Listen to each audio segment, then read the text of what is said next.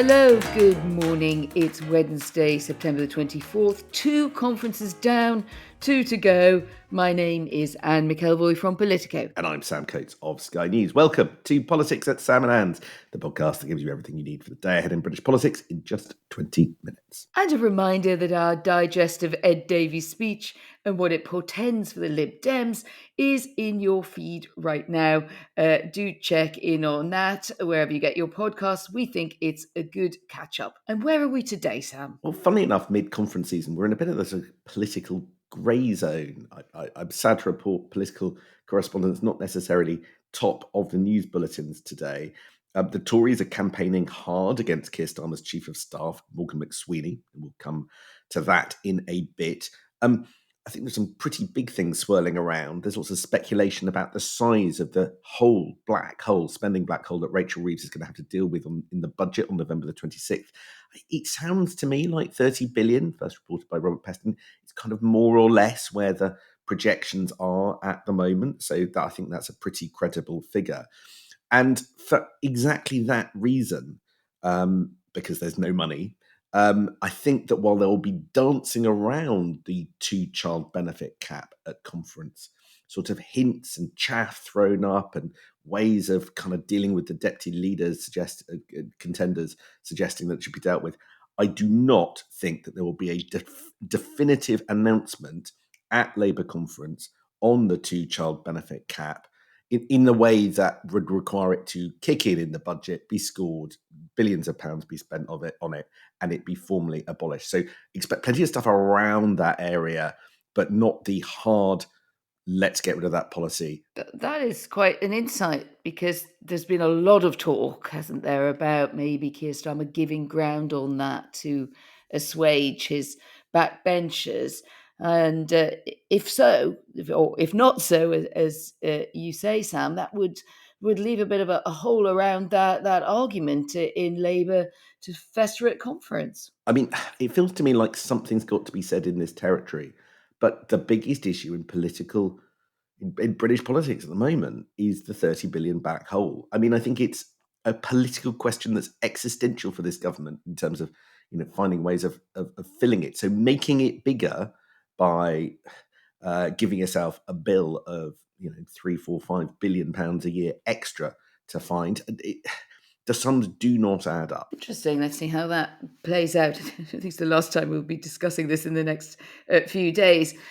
Let's look to the wider world. And overnight, Donald Trump zigzagged on Ukraine again, this time in a more supportive direction, as well as quite the blast at the UK, which made the country he visited last week in some style on the state visit sound like a complete hellhole.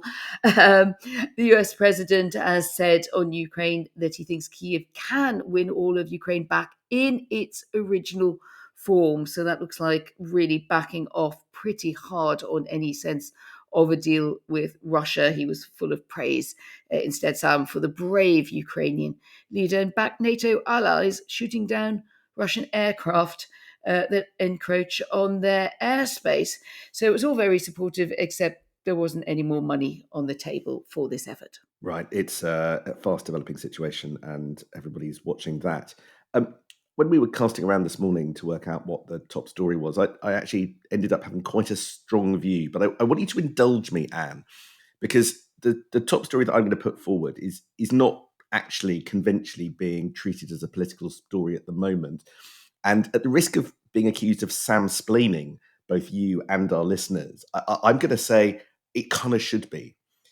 The story that has piqued my interest today is what is going on in the West Midlands. And this story does blow my mind a bit, because the scale of it, when I sort of read into it this morning, is next level. But we're not talking about it in Westminster anything like as much as I suspect we probably should. And it is that Keir Starmer's favourite car company, and we'll come back to why that is, but it is his favourite car company, maybe his favourite private sector company in the country, the one that he spent the first half of this year saying he would protect, has shut down, at least for now. Now, I'm talking about the halt in production at Jaguar Land Rover in the West Midlands. Work has stopped there entirely because of a cyber attack, which took place at the end of August. But it's so bad that it doesn't seem like production is going to resume until October, early next month, was the update that we got from the company yesterday. And we're talking about up to 30,000 cars not being produced. It's quite the disaster up there in Labour's industrial heartland. Workers in the supply chain are being sent home on part wages. Other people are told to go to the benefits office, to go to the job centres and just find new jobs. There are pleas from MPs and others for financial support, but there's no sign of that coming at the moment. Peter Kyle, the business secretary, rushed up there yesterday.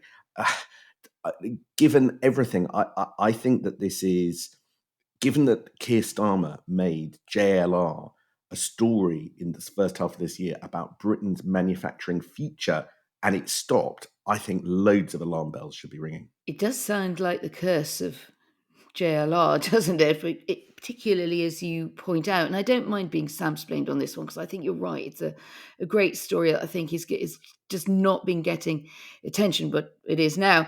Um, it's so totemic for the UK car industry and at the heart of the tussle over tariffs. And it seems to me that what starts out as a story with a cyber attack is now taking on quite different connotations, which is, I think, what you're suggesting. And certainly the playbook this morning also reporting MPs getting in touch spontaneously, very roiled about the response so far from the new business secretary, Peter Kyle, and the fact that they don't feel that that is adequate, as you say, to the challenges that that is posing in that key part of the country.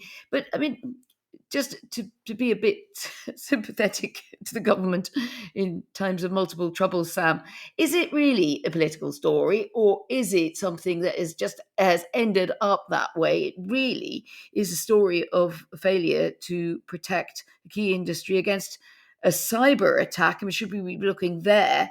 What makes you think that it's inherently more political than that? You're right, it's a story about a cyber attack. And by the way, just as an aside, cyber attacks are becoming more common and more devastating.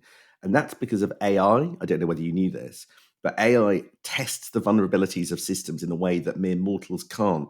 So, this cyber attack pandemic is going to get worse. And anything that hits multiple companies like this, well, that is a political issue because the government needs to find a way to help everybody in these circumstances. If the private sector can't help itself, it's just going to have to. But the reason I think this is a political story, it's not. I'm not criticising the government for its failure to step in or hand out cash. Clearly, cash is tight. I just think that when we tell the story of what's going on in JLR, I will remember going to JLR with Keir Starmer in the spring. Now, back then he rushed up there, as you mentioned, because car manufacturing was under pressure because of the new level of tariffs that Donald Trump had introduced on cars going from the UK to the US. He rushed up to JLR and promised to protect the car industry in general and JLR in particular, and then give it other sort of cuts to duties and taxes and stuff in order to keep it going. Because here's the bit, because he basically said that car manufacturing and JLR in particular was the future of Britain. He said, and I'm quoting, and I watched him do it at the time because I was standing there in Coventry. He said, JLR was a proud symbol of British engineering brilliance, and brilliance is the right word. It's our industrial heritage, but also, in my strongly held view, it's our industrial future. Um, my message is simple. These are challenging times, but we have chosen to come here because we are going to back you to the hilt, right? Keir Starmer just a few months ago said on camera to GLR workers, we're going to back you to the hilt. Now there are lots of Labour MPs going in the West Midlands. You said you were going to back us to the hilt. Where have you gone? Why did that apply in one set of circumstances and not another? And by the way, at that point in the late spring, what Keir Starmer was doing was he was reducing what was called, it's quite techie, but basically the fines that car companies would have to pay if they didn't produce enough electric vehicles, known as the EV mandate. And my understanding was always that the way that the changes were done particularly benefited JLR. So this is a government that, in effect, has foregone tax from JLR in order to prop it up, has protected JLR in the fight against America.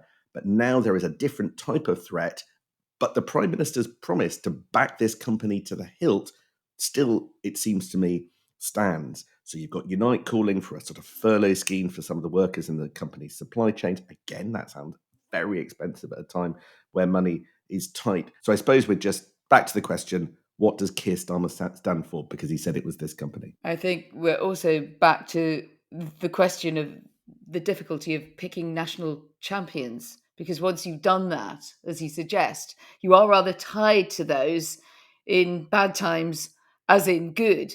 As it was interesting talking about the curse on JLR from this dreadful cyber attack. It's a little bit the curse of Keir Starmer, isn't it? That other businesses might be thinking, please don't come and say anything nice about my business.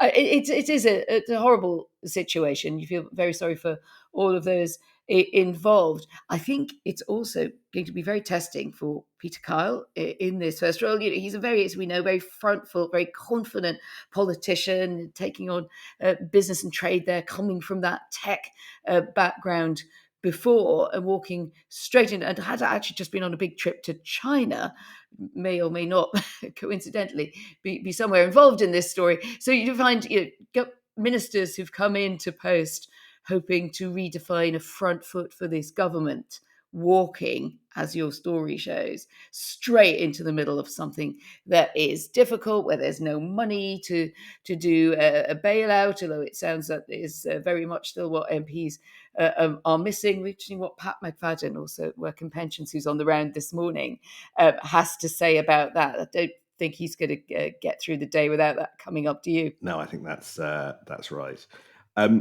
Okay, should we turn to what's going on in number 10? There's another reorganisation of government communications this morning. So the Prime Minister's spokesman, Dave Paris, is heading back to the Treasury, where he came from, for a new beefed up Director of Communications role. That's according to the FT, but I think that's broadly on the money.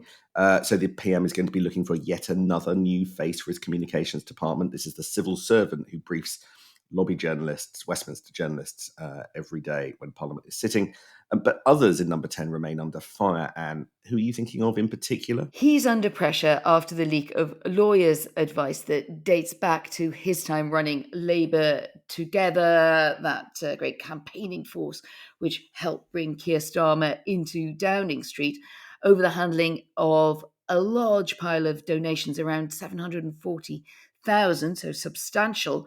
That led to an Electoral Commission fine back in 2021. But now this email has emerged from Jared Shalmash.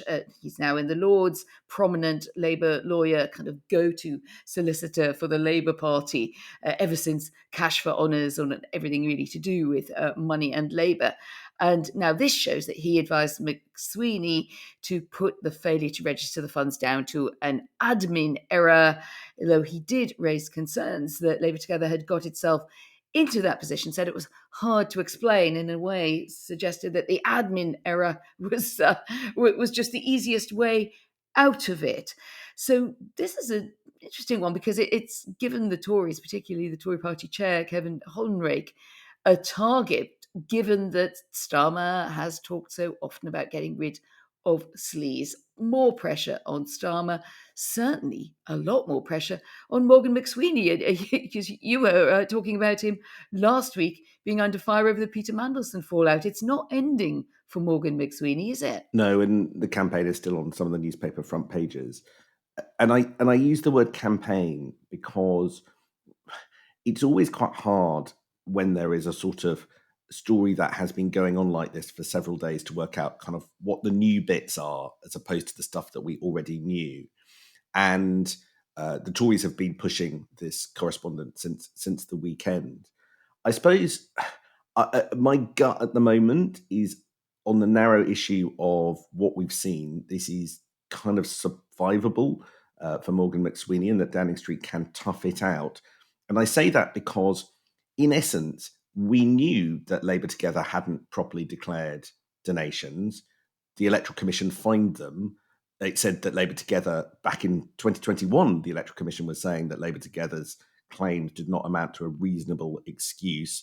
And a spokesman told the Sunday Times, who broke the story really originally, that they'd issued, towards the higher end of the scale, fines to the organisation to reflect the multiple offences committed by Labour Together. So the Electoral Commission had damned McSweeney's handling of this, but we already knew that. So the fact that there's back and forth with a lawyer about exactly what you say, I don't find that surprising. Others might come to a different determination. But as you mentioned, it's about the context. Just this week, another close ally of Morgan McSweeney went, Matt Faulding. He was the Parliamentary Party Labour secretary after 2.5 years working for Keir Starmer. But he was another one of kind of Morgan McSweeney's buddy boys. Last week, Paul Ovenden, possibly his closest aide and friend, went from number 10. It does feel like the gang that Morgan McSweeney relied on is gradually sort of draining away and seeping away, and his authority too, given what we revealed last week that the Prime Minister actively looked at effectively demoting him, but then backed off. So none of that feels particularly like the guy is as strong as he was written up to be just earlier this year. I think if you were in number 10 or a friend on Keir Starmer's shoulder, you'd also be concerned about just how much is coming out in leaks, how much is being raked up from the past. And stories get out in all kinds of ways, don't they? But it does sound like there are quite a lot of people who are just very sour. They're sour about Morgan McSweeney. They're sour about Keir Starmer, about the way number 10 operates, and certainly about some of the key personnel. It just feels like a bad mood across the Labour clan, and that's the challenge, isn't it? It's hard to put your finger on exactly what it is. And the vibe is a word that always triggers Sam Coates, so I use it very sparingly on this podcast. I am the vibe queen, and Sam is the fact king. But I do think it does matter to the extent that if you're going into party conference with a sea of troubles and no money left, in fact, an even bigger hole, as you pointed out, Sam, you've got no way to sort of buy off trouble, then you do have to look to the mood and the reactiveness in and around your own party. And that seems to me like the sort of mood and vibe seem quite important to me as we go into this weekend. As we've talked before, Keir Starmer's modus operandi is to throw a lot of people under the bus. And at this point in his leadership, a lot of people have been thrown under the bus, throughout the private sector, consultancies and all the rest of it. There are a lot of people who used to work for Keir Starmer and people around him. And, you reap what you sow. And there's a lot of people gossiping about what's going on who are well connected. None of that is helping this number 10. We've got to do our sort of terms and conditions thing. A Labour source said that neither Keir nor his leadership campaign accepted monetary or in-kind donations from Labour Together during the leadership election. And a Downing Street source said that everything was declared properly in relation to the leadership election. I wouldn't accept financial advice from me or you either. We've pretty much hit the 20-minute mark, Anne. So shall we tie things up in a bow and let our listeners off lightly? There's the alarm.